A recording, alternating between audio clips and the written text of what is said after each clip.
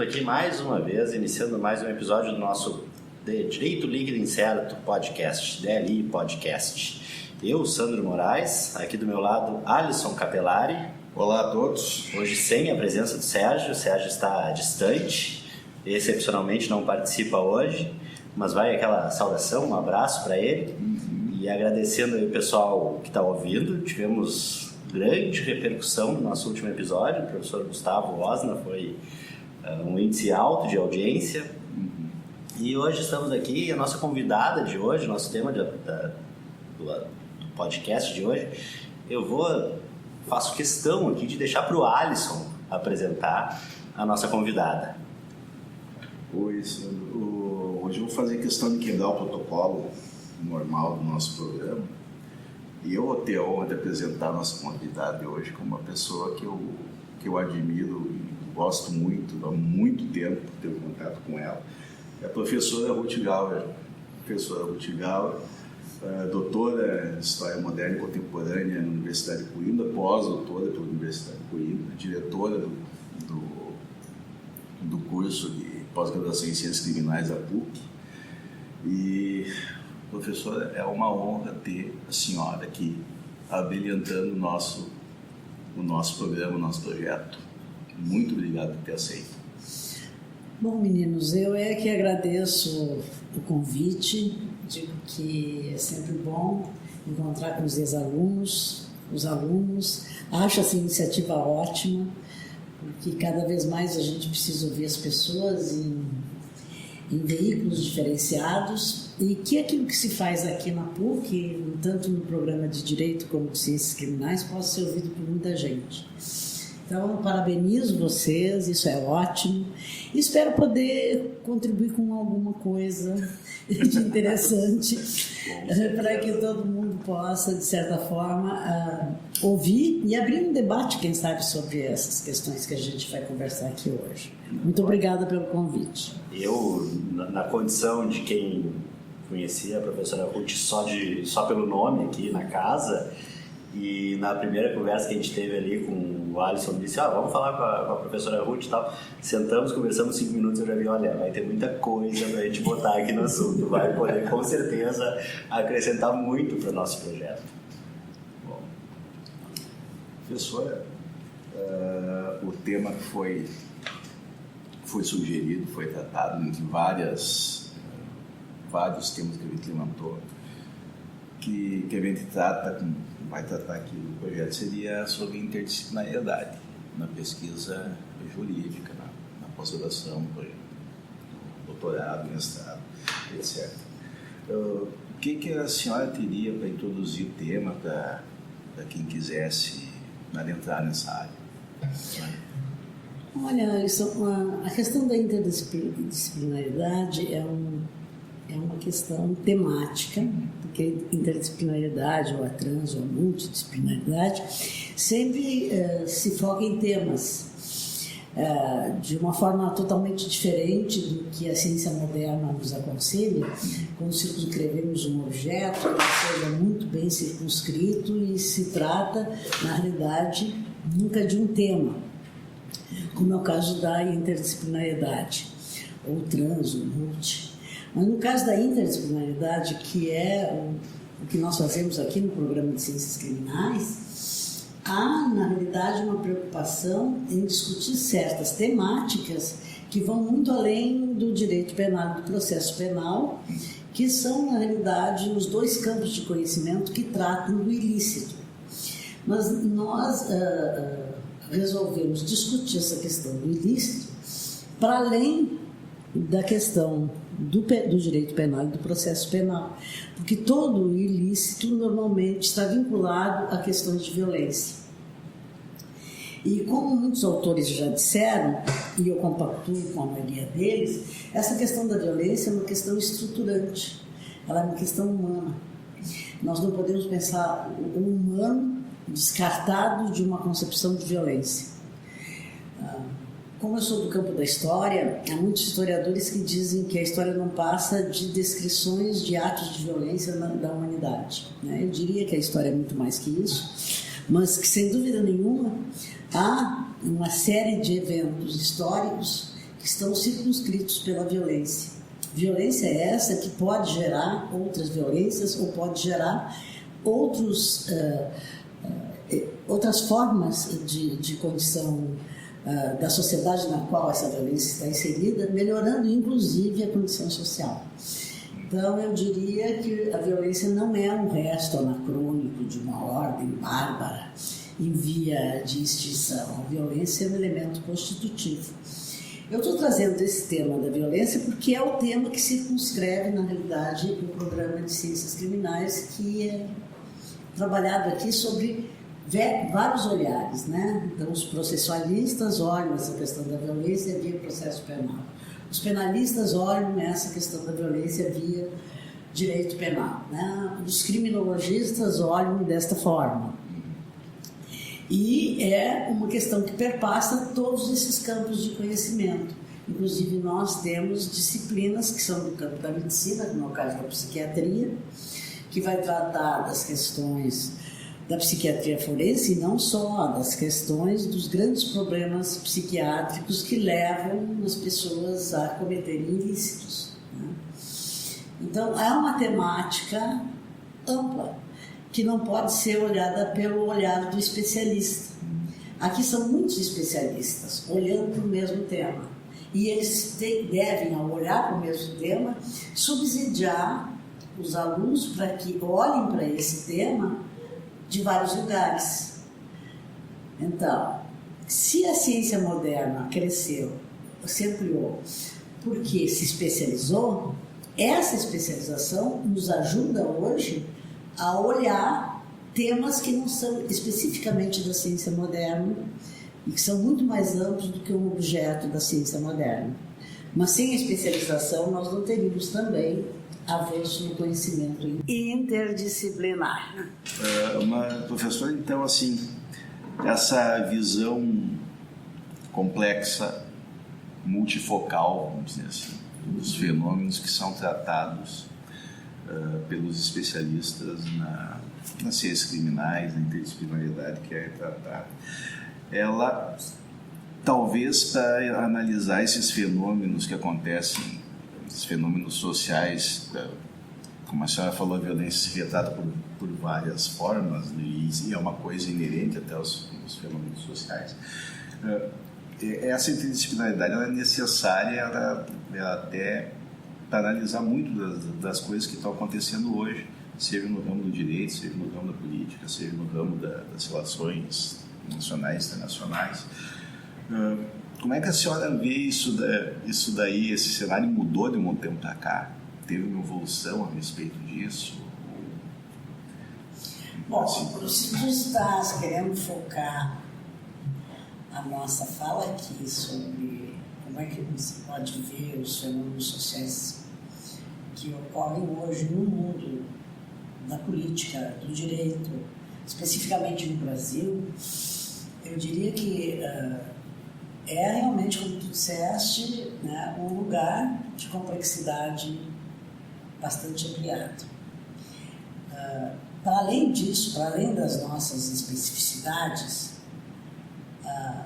que são especificidades brasileiras, o mundo vive hoje uma forma totalmente diferente de se pensar sobre a sociedade, sobre a política, sobre o próprio direito. Então, o que eu diria, né? Hoje nós temos, além daquela complexidade tão falada pelo Edgar Morin, nós vivemos um mundo complexo, tem que se entender sobre a complexidade.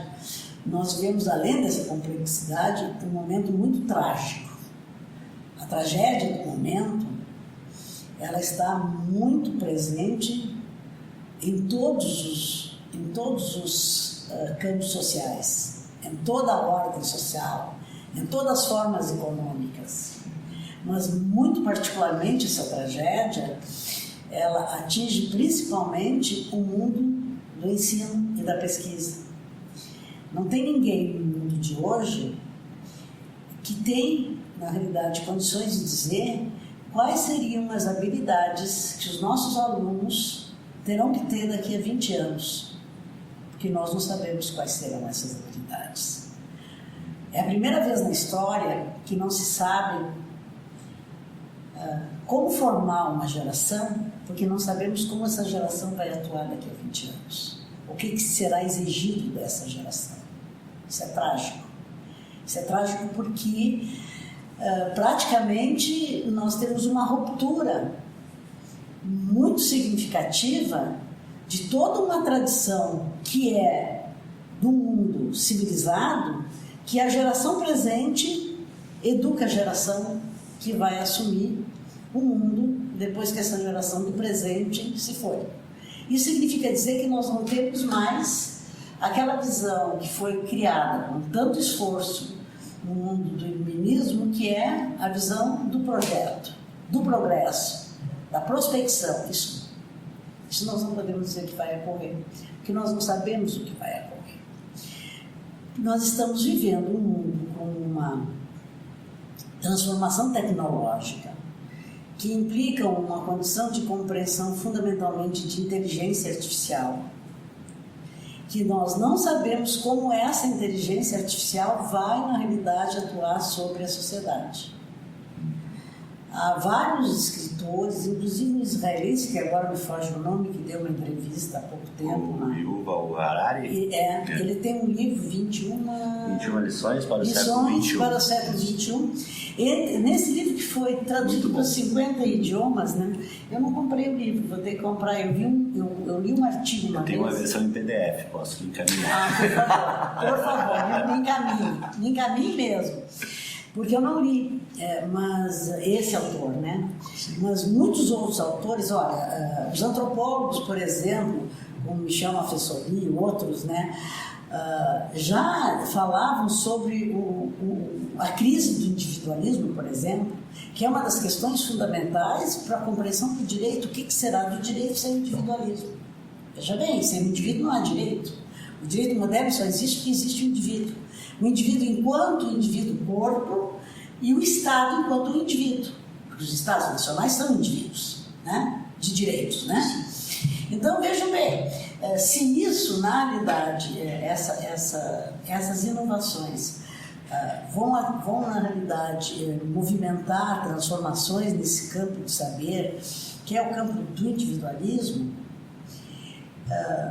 dizem que a inteligência artificial vai conseguir movimentar sociedades, estados, etc., sem a presença do indivíduo. De indivíduos, né, que são responsáveis por isso.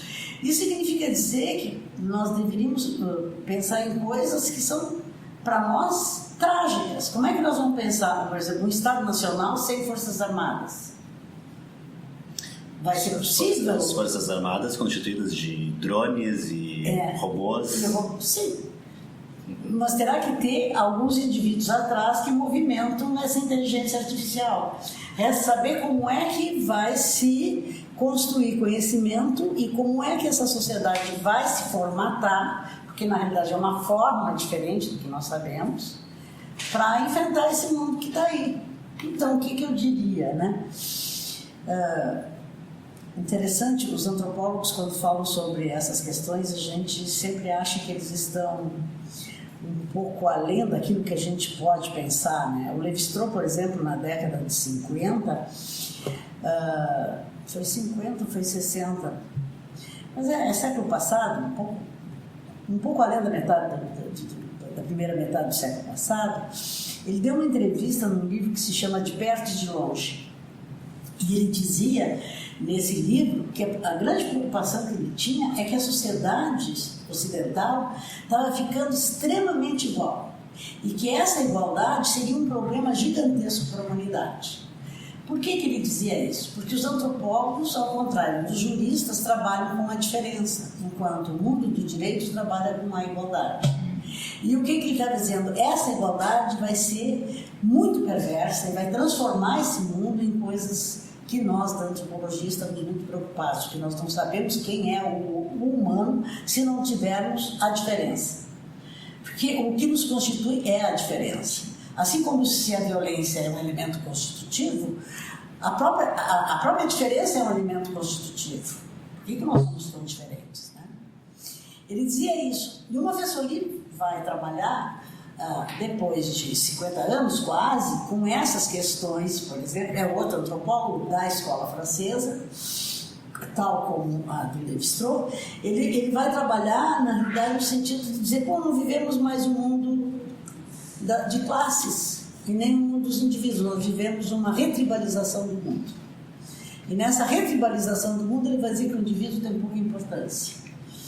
Então ele vai trabalhar as grandes tribos do mundo pós-60, né? Os punks, os darks, os hippies, etc. Né? E nesse sentido ele tem muita razão, porque nós vivemos, a partir dos anos 60, uma retribalização, no sentido da tribo, no sentido do pertencimento, que se desloca da questão do Estado e não se deu muita importância para isso, não, porque os Estados continuaram a ter o seu papel. Só que isso mina a própria condição da administração do Estado Nacional, no sentido de que há grupos, né, que são tribos, que de certa forma fogem àquela concepção de Estado e de administração de Estado em cima dos indivíduos. Não sei se isso é alguma coisa que interessa para vocês, eu estou por aí que vocês... Não. É claro que interessa. Até eu, ouvindo a senhora falando, eu estava pensando aqui um pouco na linha da minha área de pesquisa, que eu vejo muito a questão no direito do trabalho, e é interessante essa falta do indivíduo que a gente está vendo na própria transformação do direito do trabalho. Sim. A gente tem hoje, e tem um professor que fez um pós-doutorado aqui com a professora Denise, o Guilherme Wunsch, e ele tratou um assunto sobre a subordinação, e ele fala em algum momento no trabalho dele da subordinação do trabalhador ao algoritmo, não é nem a uma pessoa. A um algoritmo, a uma plataforma, a uma entidade que tão pouco se entende, né? Para as pessoas comuns, pessoas leigas, sequer entendem como funciona, o que é o algoritmo, e é o algoritmo que está dando as ordens para o exercício do trabalho. Então é bem nessa linha de tirar o indivíduo dessa relação. Sim, porque na realidade eu sei muito pouco sobre algoritmos, né? Mas aquele professor que eu falei para vocês, o israelita, o Yuval Harari, o Harari, né? Ele diz o seguinte, ele vai dizer que os algoritmos vão saber muito mais de nós do que nós mesmos. Hoje já há pesquisas que o Facebook acerta mais respostas sobre uma pessoa que o próprio cônjuge. Exato. Com base nas curtidas no Facebook. Exato. E além disso, né? Além disso, veja bem, eles vão ali. Por isso que ele está falando sobre a transformação, porque ele além de filósofo, ele é um historiador. E por isso que ele está dizendo que há uma transformação total no mundo dos estados, e que há, na realidade, um deslocamento, vai haver, na realidade, um deslocamento total de poder. Porque se os computadores vão ter tais informações que eles podem nos informar sobre qualquer pessoa, muito mais do que a própria pessoa, vocês vejam bem qual é o papel do Estado.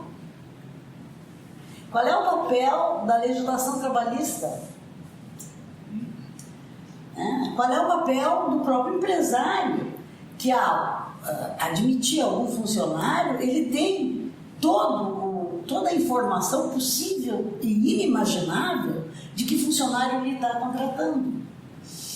Então, as relações sociais, de um modo geral, vão mudar enormemente, as relações políticas da mesma forma, o papel do Estado da mesma forma, os empregos da mesma forma.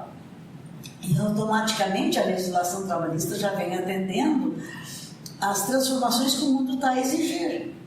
Porque não dá para imaginar que uma legislação de 70 anos atrás sirva para o mundo de hoje. É impossível, é inimaginável. Olha nas crises que a gente está vendo, e não é só no Brasil, é no mundo como um todo, sobre a segurança de determinadas categorias sociais de determinados empregos. Por exemplo, emprego público. A pessoa entra no emprego público, ela tem, se ela passa o período, que é o período inicial de estágio, que pode ser 2 ou 3 anos, ela tem estabilidade garantida. Não tem mais. Por que não tem mais? Porque os estados mesmo não conseguem ser mais aquilo que eles imaginavam que deveriam ser. O próprio estado não tem estabilidade. Não tem estabilidade, mas, né, aquilo que eu aprendi na universidade me serve muito pouco para mim passar para os meus alunos aquilo que eu penso que virá. Então, de certa forma, aquilo que eu aprendi já não serve quase. E aquilo que eu estou ensinando servirá menos ainda. Isso é trágico. De novo trágico. Me desculpe, mas vou ter que falar na tragédia do presente. E vejo, né, essa tragédia do presente, ela foi construída com o pensamento do final do século XIX e começo do XX, principalmente por muitos pensadores, mas principalmente por Henri Bergson, né? Que é aquele francês de matéria e memória, que ele vai trabalhar com a questão do tempo dizendo, olha, o passado já foi, o futuro é uma perspectiva, ninguém sabe o que existe é aqui e agora. E esse presenteísmo que o Mafessori trabalha não sai das observações que ele tinha lá no final do século XIX, começo do XX.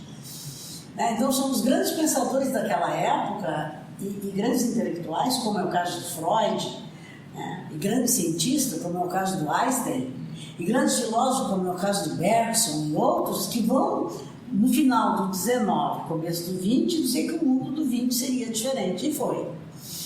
Só que agora, essa diferença eles conseguiram teorizar. Só que agora nós não conseguimos dizer o que será, nós não conseguimos teorizar sobre o que será. Estão entendendo a tragédia? Né? Então, isso aí, se eu já estou me sentindo bastante incomodada por saber que eu tenho muito pouca importância na vida dos meus alunos, imaginem vocês quando forem dar aula. Está entendendo? Então, por que é que cada vez mais é preciso entrar nesse mundo da tecnologia e não fazer a dicotomia? Porque tem muita gente, isso é técnica, e técnica não tem nada a ver com a elaboração de um pensamento crítico. Isso é uma bobagem. Entre fazer e saber, não existe dicotomia. Então, tem que começar a pensar que o desenvolvimento tecnológico, que pode ser pensado como uma praxis, tem uma teoria embutida, sim. Porque não há nenhuma prática sem uma teoria embutida. Tudo que nós fazemos está teorizado também. Mas nós temos que conhecer essas novas tecnologias que vão, da inteligência artificial a tudo que se pode imaginar que está sendo produzido, para a partir daí pensar o que nós vamos ensinar e como é que vamos preparar as gerações futuras. Para coisas que nós não sabemos também muito bem o que será, né? É interessante que historicamente sempre se tinha um hiato de tempo em que essas transformações aconteciam. Não, agora não. E hoje não existe esse tempo. Essa aceleração, que desde o Bergson lá com o presente, porque não só o Bergson, tem o Virion, que é um dos autores consagrados para falar sobre velocidade. Ele tem um livro chamado Dromologia, onde ele conceitua o dromos, o tempo. Ele influencia todo mundo que trabalha com a questão do tempo, né? Ele foi considerado na França, ele é descendente de italianos, é Virilio, mas os franceses falam Virilio. Mafessori é Mafessori, que é um italiano, né? Quer dizer, descendentes, né? Mas o que o Virilio vai nos dizer, vai falar sobre a aceleração do tempo. Ele vai dizer que nós vivemos num mundo como se fôssemos pessoas que andassem de bicicleta, né? Se nós pararmos, nós caímos. Nós não podemos parar, que é o mundo da velocidade, né?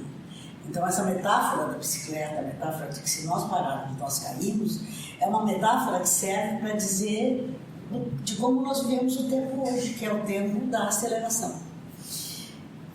A gente diz, meu Deus, já terminou o ano, meu Deus, já começou. A pessoa... Já terminou o ano, inclusive. Inclusive, estamos falando. Estamos falando, já estamos no fim do ano, porque a gente não sabe como é que o ano passou.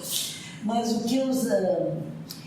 que na realidade alguns estudiosos resolveram fazer é estudar sobre a velocidade com que a Terra gira dentro. A Terra faz uns 20 e tantos movimentos, né? Rotação, translação, lá. Eu não sei, a gente só aprende 2 na escola.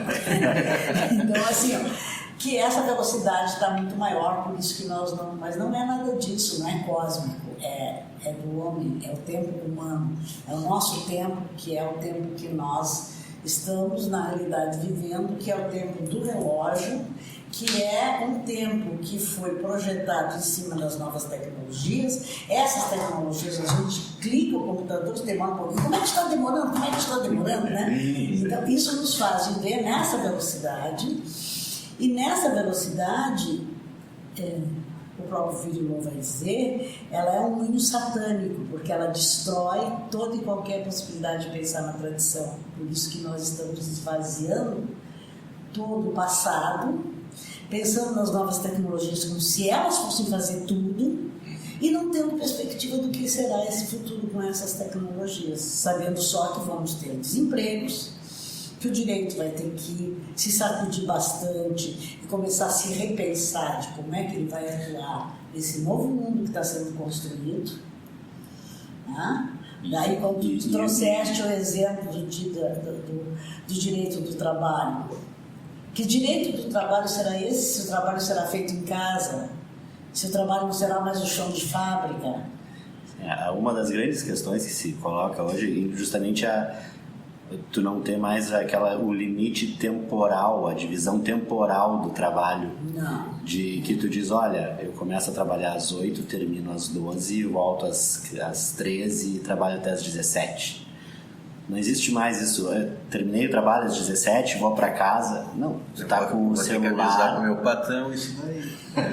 Eu ainda tenho. Não, o problema é o seguinte, aí tu vai para casa com o celular e tu tá recebendo e-mail, tu tá trabalhando.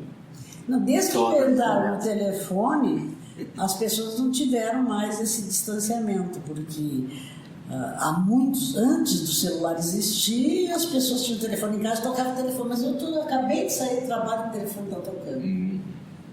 Hoje em dia tu está dirigindo e trabalhando, porque tu está em viva voz. Professora, o que é? Está entendendo? Sim. Hoje em dia tu trabalha, só falta trabalhar dormindo, porque tu trabalha o tempo todo. Tu acorda trabalhando, porque às vezes tu acorda com o celular te acordando, precisa falar, não sei o quê, não é? Então, esse tempo do trabalho será o tempo de uma aceleração que vai nos engolir. Já está nos engolindo, né? E interessante que para nós, do direito, uma coisa que sempre... Porque o direito sempre traz respostas a posteriori.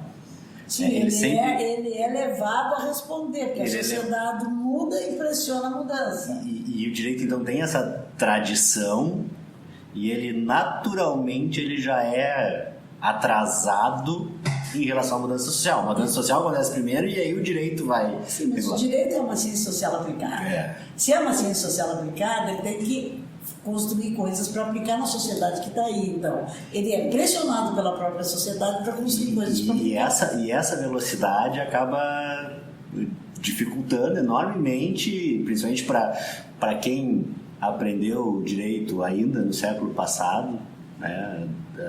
A ideia da faculdade que eu e o Alisson fizemos aqui na década de 90 do século passado. E foi ontem. Você veja o que mudou. E é difícil da gente... até porque a gente estudava com base em doutrina mais antiga ainda. Né? E hoje a gente não tem mais todo esse tempo. Hoje em dia, se tu pensar numa doutrina de 10 anos atrás, ela está defasada. Isso aí. E vocês terão que ser os construtores de novas doutrinas. Né? Que responsabilidade para nós. Não, mas de fato vocês têm que pensar num mundo que se acelera, quer dizer, e também existe, porque não é só a forma de contratar que é diferente, o próprio conteúdo. O que se exige que as pessoas façam hoje no trabalho, né? Vão ter profissões que vão desaparecer. E outras surgirão, só que nós não sabemos quais são as outras. Até tem, eu agora de cabeça não vou acertar o número, mas um percentual, tem estudos que indicam um percentual grande de que essa geração que está de crianças hoje vão trabalhar em atividades que sequer se sabe hoje qual vai ser. Um índice assim de 60%. Muito mais. De alguma coisa de novas profissões que sequer se tem ideia do que vai ser hoje. Então é difícil tu pensar em preparar uma criança, um adolescente hoje para essas habilidades que a gente não sabe o que é. Mas tem um lado do trágico que tem que ser pensado. Porque a tragédia, ela é o fundo do poço, mas esse fundo do poço sempre tem uma luz, né? Eu acho que tem um lado dessa tragédia que é a questão de que nunca mais se ensinará para sempre. As pessoas vão ter que estar continuamente aprendendo, continuamente se transformando. Como o ser humano só é alguém em construção, porque nós não somos os mesmos dos nossos pais, né? E nós não seremos mais os mesmos, e vocês não serão os mesmos, e os filhos de vocês e os netos de vocês não serão os mesmos. O que fica é que a condição humana é a condição de se transformar, porque é a questão da adaptabilidade, né? O ser humano só é porque se adaptou a todas as condições, né? Aos períodos de não sei quanto tempo de inverno contínuo, né? Períodos das glaciações, se adaptou nos subterrâneos, se adaptou em N lugares. É um ser em adaptação. Não seremos os mesmos. Agora, o que isso vai, na realidade, implicar é que nada ficará estável. E daí o problema para a área das ciências em geral. Porque se o Einstein dizia que toda a teoria tinha prazo de validade, cada vez mais, né? A gente sabe que é verdade, né? Se ele dizia, olha, toda a teoria tem prazo de validade, ele está dizendo o seguinte, ó, o que eu estou vendo hoje, e como eu descrevo o universo hoje, não quer dizer que seja o que ele é.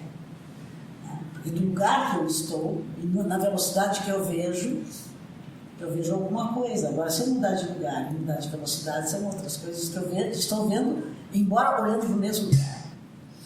Então, isso significa que nós vamos ter que, de certa forma, pensar um pouco em uma educação continuada, como se diz, né? Mas então tem que, pelo menos, ter alguns instrumentos que possam dar condições para as crianças se adaptarem à eterna mudança, à eterna transformação. Pensei aqui que talvez a solução para sair da tragédia seja aprender a ser humano. Aprender a lidar com a tragédia. Sim, né? Mas o próprio a humanidade para poder ser essa adaptação. Sim, tem que aprender a se adaptar. Tem que lidar com essa tragédia e fazer dela alguma coisa de busca de melhoria, porque o ser humano está... Né, a gente avançou bastante, evoluiu bastante, mas falta muito ainda para chegar a um ideal, até porque os ideais vão ser transformados. Não será mais o ideal daqueles grupos, daquelas instituições. Vai haver, na realidade, uma tecnologia que é capaz de engolir os próprios ideais, né? Isso aí é problemático, né? Mas eu não quero deixar só problemas, quero dizer que são alguns problemas, né? E que outras aberturas desses problemas vão nos dar, né? Terão que nos dar, porque se nós inventamos essa tecnologia toda que gerou isso tudo, nós temos que inventar soluções para isso. Tá? na história das ideias, nós trabalhamos essencialmente com uma visão interdisciplinar, porque não se faz história das ideias sem interdisciplinaridade. Então, quem trabalha, historiador, como é o caso desse israelita que eu citei, que eu não sei nem. Depois vocês põem aí.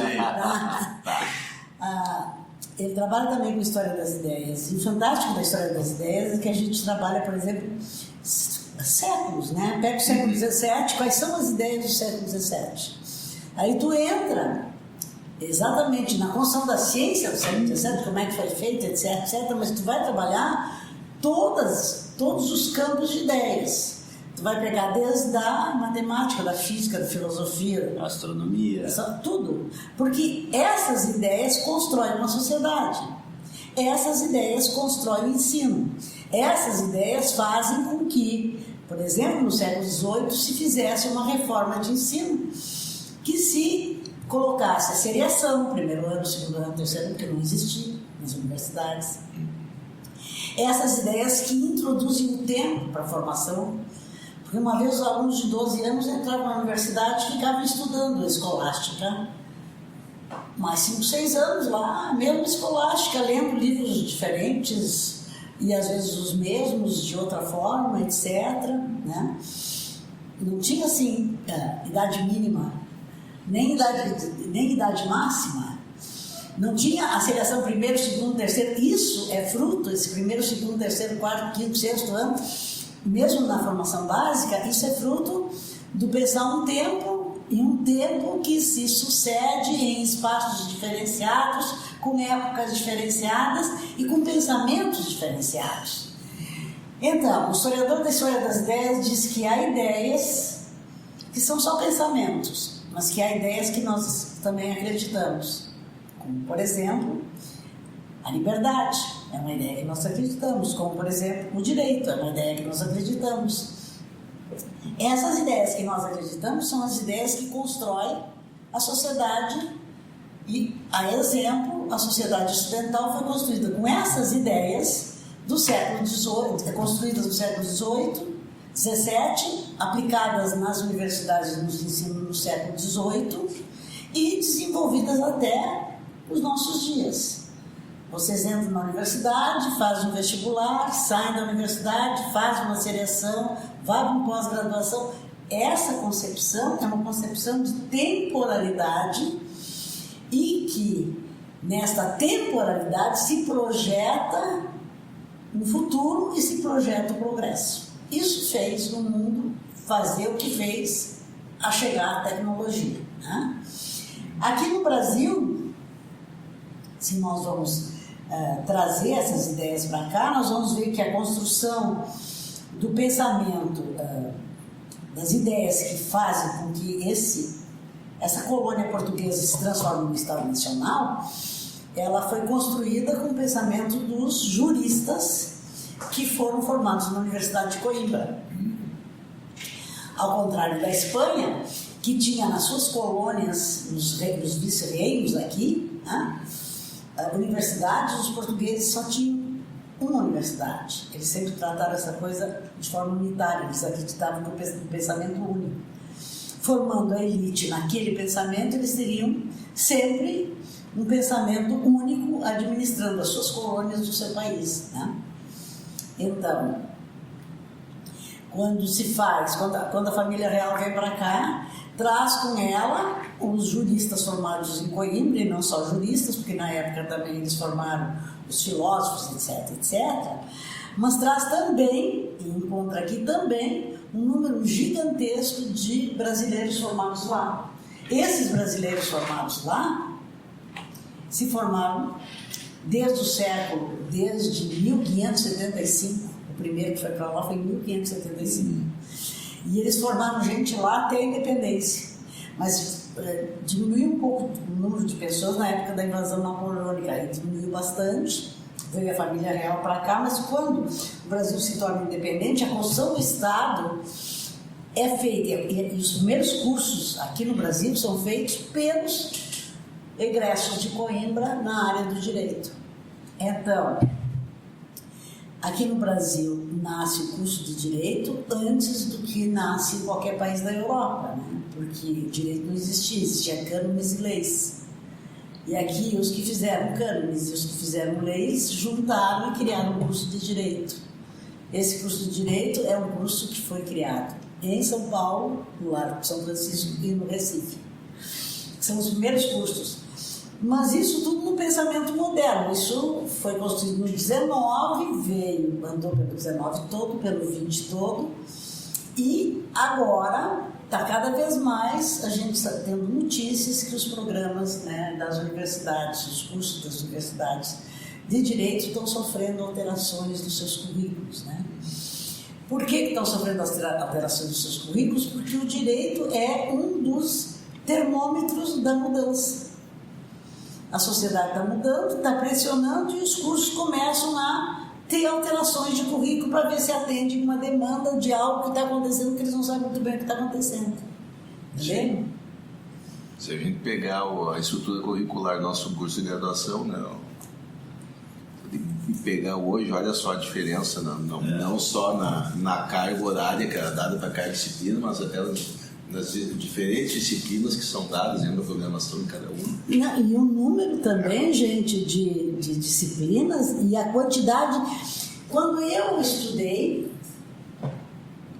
eu fiz curso de História, fiz curso de Ciências Sociais. Tinha um semestre inteiro para Durkheim, só ele. Um inteiro para Marx, os 3 pouquinhos, né? Um inteiro para Marx Weber. Entendeu? E ainda a gente deixava muito pouco. Né? Porque, como na tradição filosófica, os caras ficam estudando Kant a vida inteira. Nós não temos filósofos, nós temos kantianos. Sim. Né? Nós ou temos, né, os que estudam os outros filósofos, né? Estou dando exemplo de Kant porque é o mais comum para o direito. Aliás, dizem que o direito no Brasil chegou a Kant, né? Eu acho que já passou. Eu acho que não sabe nem onde está bem direito agora, né? Mas, desculpe, mas não é só o privilégio do direito, é de todos nós, né? De todos os campos de conhecimento. Mas eu quis falar um pouco dessa história para vocês entenderem que, de certa forma, os cursos mais tradicionais é a medicina, direito e a matemática. A matemática formava os engenheiros, né? Esses 3 campos de conhecimento que os filhos das pessoas de grande poder econômico sempre faziam esses cursos, né? Você médico, você advogado, você engenheiro, você, né? Isso tudo já não é mais, né? Já não é mais isso que se pensava, né? Então, se os currículos do direito estão mudando, o das humanidades, então, é uma coisa estrondosa. E a medicina mais, não vai ter médicos? Claro que vai, mas como é que eles vão trabalhar? Não sabemos. Só esperamos que eles continuem sendo médicos, né? E não só técnicos das novas tecnologias, né? Operador de máquina. Porque as cirurgias feitas com computador são excepcionais, né? Eles estão lá com um bisturi eletrônico, olhando no computador, naquela tela, né? E não olhando no lugar que eles estão fazendo cirurgia, e saem perfeições. E eu fico achando que está operando aquela tela e não a barriga daquele sujeito, tá entendendo? Então isso tudo está fazendo com que tudo mude, mas vai ser muito mais veloz, muito mais rápido do que nós vimos até agora, né? Agora, eu penso que não se dispensará os advogados. Eu penso, por quê? Por que eu penso isso, né? Eu penso que não vai se dispensar os advogados porque o que é o direito senão a constituição de uma norma? Né? E se é alguma coisa que eu não consigo destruir, o pensamento do Levi-Strauss gostaria de destruir, mas não consigo. Mas tem uma coisa que ele diz que é sim, essencial, né? Eu escrevi um livro chamado A Fundação da Norma, e está baseado muito nele, né? E ele diz que o que nos faz humanos é a constituição da norma. É o primeiro não que o homem diz para a natureza. O homem diz um não à natureza e cria a cultura. E ao dizer o não é o limite.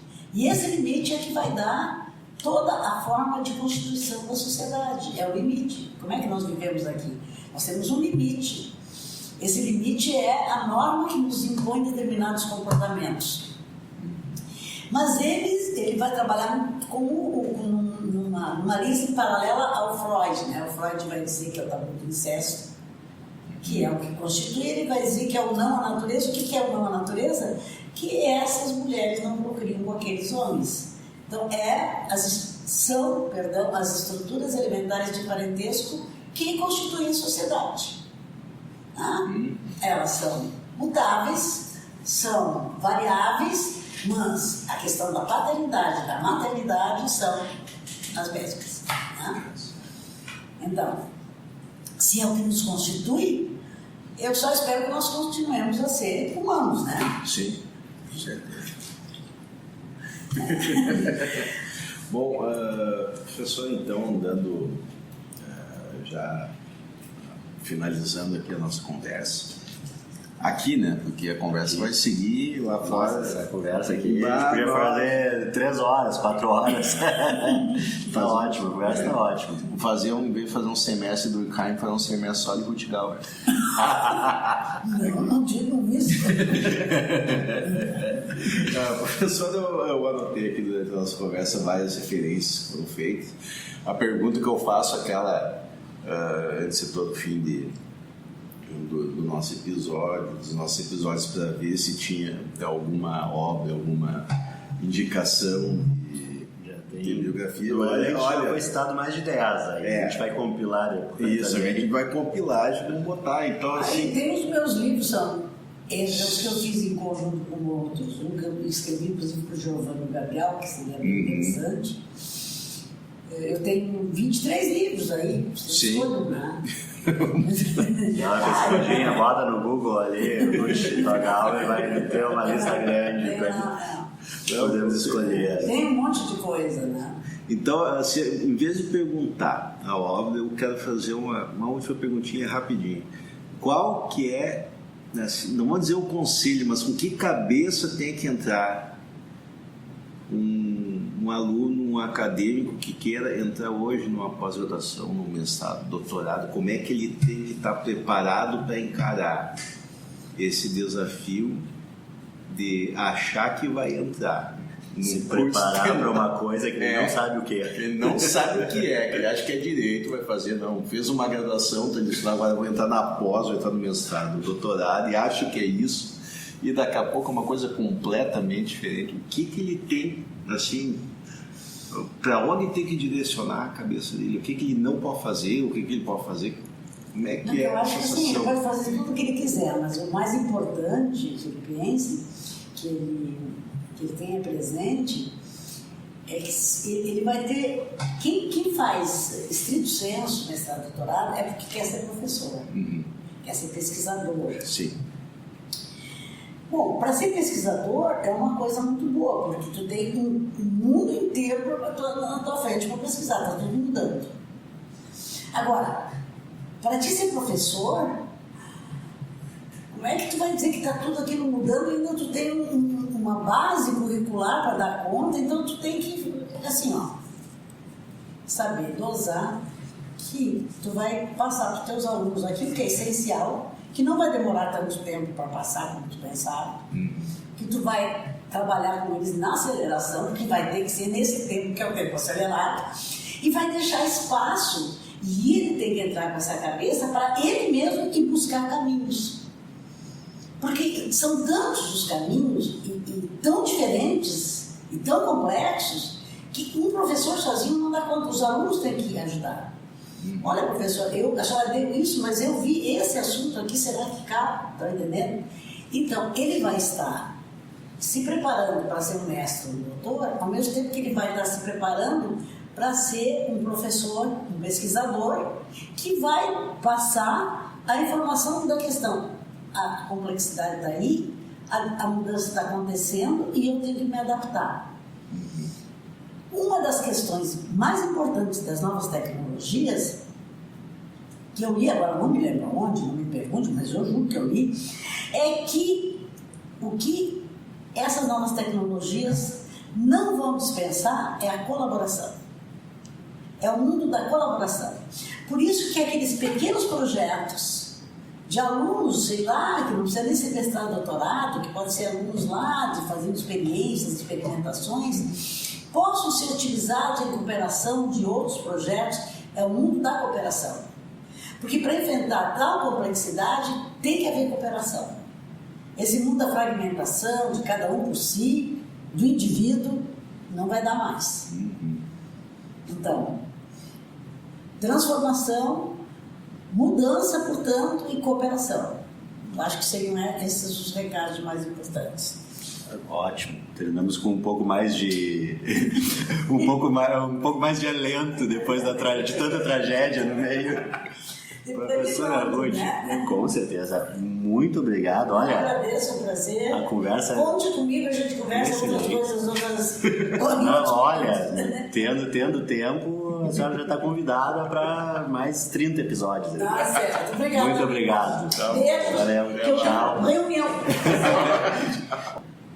Então foi isso, pessoal. Essa conversa é excelente.